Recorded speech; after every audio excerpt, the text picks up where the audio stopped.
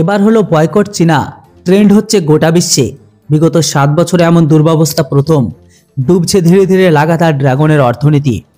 ডুবন্ত জাহাজের উপর কোনো রকম ভাসছে চীনা অর্থনীতি এখন। 2023 সাল তো একেবারে ভালো যায়নি, সেই পথে ডুবতে বসেছে 2024ও।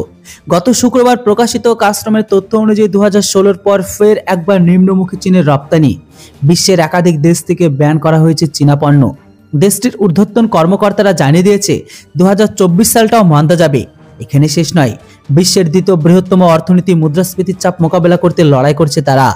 বিগত 14 বছরের মধ্যে সবচেয়ে দুর্বল পরিস্থিতির সাথে লড়াই করছে ড্রাগন সরকার। যার একটা বড় কারণ হলো বিশ্ববাজারে তো বটেই, সেই সাথে সাথে চীনের অভ্যন্তরে চীনা পণ্যের চাহিদা কমেছে। বিপদ বুঝে জিনপিংও মেনে নিয়েছে যে 2023 সালে চীনের অনেক নাগরিক এমনকি অর্থসংস্থা আর্থিকভাবে ব্যাপকভাবে সমস্যায় পড়েছিল। গত বছর হিসেব দেখলে চীনের আমদানিও কমেছে অনেকটাই। 5.5% থেকে কমে 2.56 ট্রিলিয়ন পৌঁছে গেছে চীনের আমদানি। ফলস্বরূপ চীনে $823 বিলিয়ন বাণিজ্য উদ্ধৃত হয়েছে।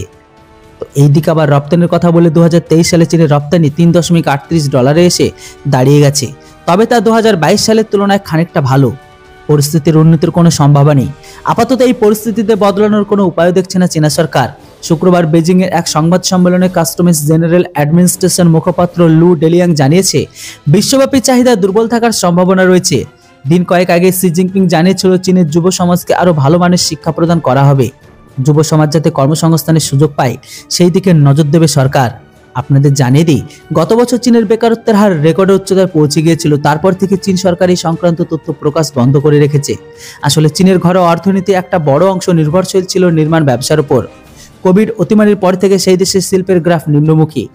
এই ঘটনার পর থেকে খাদের পাশে এসে দাঁড়িয়েছে চীনা সরকার। তো বন্ধুরা, চীনের অর্থনীতি আর বয়কট চীনা ট্রেন্ড শুনে আপনারা কতটা খুশি অবশ্যই কমেন্ট বক্সে লিখে জানান। Thanks for watching. জয় হিন্দ, বন্দে মাতরম।